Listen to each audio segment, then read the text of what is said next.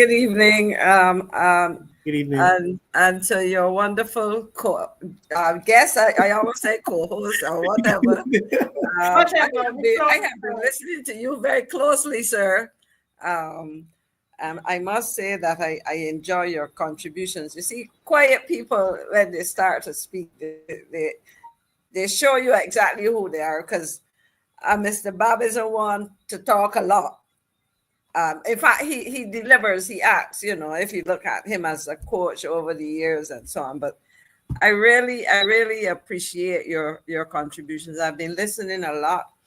And thank you for the compliments, Marcia. You will tell me later what you told us young people about me. But I told them what you see is what you get, and that you are not, because somebody was telling them, but she's a politician, and she's associated. I said, listen, if Miss McClean is involved with you in anything, it's not for political reasons. Marcia, let me speak to those young people because they can go back and listen. My name is Maxine McClean. I am 69 years old, going on 70, and I like to say, all right. And I am a politician because I served this country for 10 years as a minister of government and as leader of government business in the Senate. I was a minister in the Prime Minister's office for 11 months, and I was foreign minister and minister of foreign trade for the rest of the period from November 2008 until May 2018. People need to stop this nonsense about classifying politicians, all of them, as these evil people. There are a lot of those. And we are seeing it play out in Barbados right now. But I will say this. First of all, you need to draw a distinction between a politician. If I were a priest, I preach the sermon at St. Stephen's Sunday, but I'm not a priest. If I were a priest, that is who I would have been or would be, or who I am. I was a politician. I was a university lecturer for 17 and a half years, and nobody discredited or spoke in derogatory terms of that. I was a management consultant for 10 years after that, and I served on the board of Goddard's Enterprises Limited, Stock Exchange, Caribbean Commercial Bank, RBTT Bank. First president of the city of Bridgetown. Should I go on? I could read my entire bio. You can go online and find it. I make no apologies to anybody for having been a politician, because I will tell you this. As Marcia, Mrs. Week said just now, who you see is what and who you get. I went into politics and I came up with what I went in with. And people who stand up there talking this nonsense are some of the biggest hypocrites and dishonest people there are, because they're the ones who will seek to corrupt the same young people by telling them nonsense. My interests, having been invited to run as a member of Parliament, and I say to the late David Thompson, a man who I knew from the time he was a boy at Combermere, on the school bus and on the bus and passing my house on Black Rock, and for whom I had a lot of respect as a youngster who gave a lot from the time he was a boy to this country, who invited me to run, and I told him I had no interest in elective politics. And I told him I would serve him in the capacity that I was able, and I took my training and experience in management to assist the Democratic Labour Party. I make no apologies for that. I am a child of the 60s. I'm a child of independence. I went to Queen's College in September 1966, 2 months before Barbados became independent. I am a child of parents who had 11 of us, and I saw what it was to be denied a secondary education, because after you got the marks of Combermere, in the case of my late brother Morris, and an interview was done, and they discovered that his parents were working class people, my father being a tailor, my mother being a housewife. He ended up, and he didn't tell me this, my parents didn't tell me this, but A gentleman who went to school with him at St. Stephen's told me this. He said when they got and you see your brother Morris, or Mac as he used to call him, was real bright. But you know what? He was denied on what was basis of merit, what he should have been given. So when I support the Democratic Labour Party, it was because of all the things I saw and benefited from, and saw working class people around me benefit from. So when people talk about politicians, I don't go out there doing anything for anybody in any dishonest way. In fact, I will say this, my late brother Wendell McClean, who the whole of Barbados knows and knew, said to me years ago when I said to him as a girl, 18-year-old leaving school, and asking him if he could get a job for me. And he said, you know what? He would have done it for any stranger. But he said, you know, if I ask a favor for you, I would have to give a favor. And if there was a mentor outside of what my parents gave us, it was my brother Wendell, who gave his life for this country. And it is a characteristic which is demonstrated by my siblings and myself. So when people talk to you about that, tell them if a politician, yes, but what is wrong with being a politician? What is wrong is when you see some of those behaving, and as I repeat myself again, the very ones who like to say to young people and point. And Marcia, I will tell you this. An individual, and this is to your young people and to Barbadians listening, and to the people that Alwyn was speaking to just now about going out there and vote. Individuals come to this country to serve in all kinds of capacities. And I speak of those who come and make sacrifices as politicians, because if you do what you're supposed to do, you make big sacrifices. If you go about flying about in people's private jet, and cannot tell Barbadians the cost of what you're paying to do that versus commercial. I'm not saying you shouldn't do it, but if it is efficient and cost effective, show us the numbers. Let us know. You know, if we go about there taking all kinds of favors and whatever. I smile because I'm going to bring you, Marcia, y'all just trigger something in me because people need to do it. You remember people talk about $7,500 and a certain member of this government? Well, that number 750. It's a certain member of this government. It was in the new Vice President, the Deputy Prime Minister. Yes, and I will say this now because that number 750. Yeah. Remind me, Marcia, to go back to a debate in the Senate of Barbados when I was leader of government business.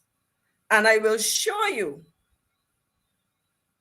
that just before the end of the last BLP term, before it left office, in 2007, it wasn't 7,500, it was $750,000 that was given as a grant,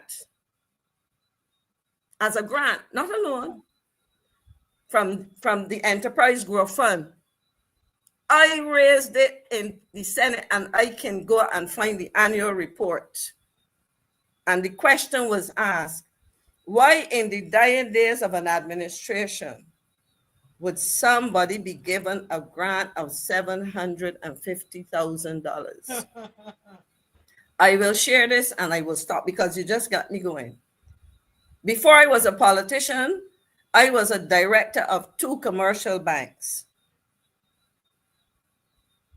And one of those commercial banks happened to be the bank where people will remember David Thompson at Hyatt Hall speak of a check for $75,000. It's a magic number, you know. Mm-hmm. But I will tell you this. He wasn't the only person who got a check. But that was the one that David Thompson had information on, but that was only 10%. Wow. And 10% of 75 as 10% means it was another big number, like $750,000, right? Correct. That's usually a magic number. So don't start me with this nonsense about people. Yeah, they're dishonest politicians. They're disingenuous politicians. They're hypocrites. There's some lying But there ones are as some of well. us who come to this process with clean hands and leave with clean hands. And that is what my late brother Wendell, who died on February the 12th, the day that my parents were married 2025 years ago, would have left. He said to his daughters before he died, when you think of your father, you will think of a man of integrity. And if on my brother's dying bed, he could say that to his children. I say to people, that is the legacy. If I didn't have the same principles before that he left me and by which I live. And I would end by saying this because this is something I remember I had to defend myself because we talk about wiretapping. Wiretapping used to happen when I was a moderator on Brass Tacks and Tell It Like It Is, okay? Of my landline and maybe my cell phone. And I will tell you this. One of the last acts that I did before I went into politics was to stop moderating that show the day I agreed with David Thompson to work with him in the background of the campaign. And I wrote my resignation to Voice of Barbados. And I dare anybody go up on the records, they should have the file and look for the letter. You know, so Marcia, I want you to say to people, if we don't have honest people in politics, God help us. So when people seek to label and say she's a politician, so what? I'm a politician of integrity. I'm a politician who fears God. And I'm a politician who seeks to do the right thing, who operates on the basis of a moral compass. And that is how I was before. That's how my parents brought me up. That's how I was in my 20s, my 30s, my 40s, my 50s, my 60s, that I am now. And I trust God willing, if I see next year and I begin the 70 that the Lord give me, I will be that. Agree with Alvin about the young people. They are thinking, they're more than mouths and bellies. I like it. They got something else in here, some gray matter, and they have souls and so on. In other words, they're more than just objects to be manipulated. But I want to look at this warrantless interception that is permitted because, and I think I might have mentioned it on this show, but I want to reiterate the point here and I can make the point slowly. We talk about wiretapping as we go after criminals. And we agree that if there's a process, they're dangerous type, but if there's a process that is properly carried out, then you pursue criminals and so on. And I will come back later to speak about some of these. But let us look at how, because of what you're highlighting here, this thing can be abused with impunity. And I want to repeat, it could be abused with impunity. One, because you can undertake to intercept without a warrant, given what is set out in the law. Now imagine, and then as you would recall, if after that interception, you discover that you have evidence to go and get a warrant to further investigate, you can. But think about it this way. I'm not a criminal. You are not a criminal by any stretch of the imagination. Alvin is not a criminal. Alvin is not a criminal. But they want for partisan, and I use the word politics, but let me be very clear, partisan political witch hunting. They want to go after you, me, or something because they figure that your program is doing damage. You're educating Barbadians. They may want to go after me because they know nothing about me. She's a politician. On the other side, I want to know her business because, as they like to tell you, we like to have dirt on you and we have a file on you. I've heard that so many times. One of these days, I'll tell you about how they try to intimidate people with that nonsense. And so they decide that in the interest of national security or something, I am going to intercept. I'm going to tap her phones. I'm going to check her emails.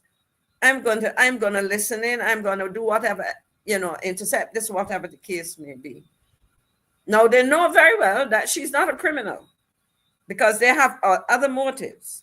Having done that and gotten what they want, it ends there. Now, I can't do anything because the law says they can do it, because they have not told me what are the parameters of national security or whatever words they use in the legislation. As people have agreed, they're not defined, they are pretty vague, and so on. So that is subject to interpretation, good, bad, and indifferent. Yeah. And ridiculous. You understand? So having done that, they have what they want. So they will say, okay, we suspected her or we suspected him. We have spied on them. We have collected information, invaded their privacy. And having done that, it ends there. I have no recourse, because unless I can, based on the rules, they operate within the rules, but all they were doing was listening in, malicious and in my business, right? And so there's nothing to go to court, because there's nothing illegal, criminal in all they've seen and observed. They just know my business, and they put it together. And then when they want to intimidate you, they will come and say, I know who she the going out with. That's the fella there, who is whoever, whatever, or whatever the case may be. This is her friend. This is who she's talking about politics with. This is whatever. I mean, because they will tell you this. And I can tell you, because then I was a moderator, and I would, because in the past, as you would have heard on the show, you could tell when people were listening to your phones, because some funny sounds and so used to happen. That's how I would describe it. Yeah. Somebody's listening in, but if they want to listen. So what they would do, they have that information. But as I was saying, once I said something to make sure it would be repeated, it wasn't true. It was set up and it came back. Yes. And it didn't come from the person. There are ways to do it. And there were also techniques to check these. So at the end of the day, my big worry about this piece of legislation, it is about, from my perspective, it is less about securing the correct legislative framework to enhance the efforts of the police, etc., to pursue criminals, but more to legitimize arrangements to spy on people. Let me talk very bluntly, to spy on us, John and Jane citizen, and to do it in a way that allows them to do it without a warrant. So this warrantless interception, as you see in Section 5.2b, I challenge the Attorney General, the former Attorney General, the Prime Minister who was one. I challenge the Deputy Prime Minister who was a lawyer. I challenge, but he don't come up with too much. He used to get a lot of education on law, Minister Abrams, because he doesn't strike me as very solid when it comes to these things. But I challenge all of them on all the sides. Anybody who's a lawyer and reads this to tell me that I am wrong. And if what I just described is not a very likely scenario for abuse of people's privacy. I don't sit home tomorrow. Come. All right, let me welcome, where my people at? They're gone? Marcia, before you welcome, or while you welcome, because I'm going to step out when they're coming for a while. I want to read this because in all that we've been talking, we've heard the name Darwin Dottin, former police commissioner in cases and all of this. This is an article because somebody called me and reminded me, and I looked for it. February the 11th, 2018. Former Commissioner of Police Darwin Dottin has categorically denied being involved in any illegal wiretapping during his tenure as head of the Royal Barbados Police Force, RBPF. Breaking his silence, Dottin revealed that not only was wiretapping used by the force, and this is an article called Not on My Watch, okay? So he said, breaking his silence, Dottin revealed that not only was wiretapping used by the force as a criminal investigative tool since 1991, but noted that current Prime Minister Frandl Stewart, as well as late Prime Minister David Thompson, each knew about the technique. Last Wednesday, the issue of illegal wiretapping was ventilated during debate on the Telecommunications Amendment Bill 2017, with Minister of Finance Chris Sinclair and Owen Arthur calling for a full investigation into the allegations which fingered Dottin in a report by the Police Service Commission in 2013. Also, Arthur also stated that during his 14 years as Prime Minister, he never sanctioned the use of wiretapping, but Dottin noted it was common practice for all prime ministers to be informed and to give authorization. But you see, and as I said, in February the 11th, Prime Minister Stewart had in an interview said not under his watch. So I would tell people, having seen all that we've heard recently, go back and look at this and see who was saying what and what came to light about some of the same people and the cautions that were made.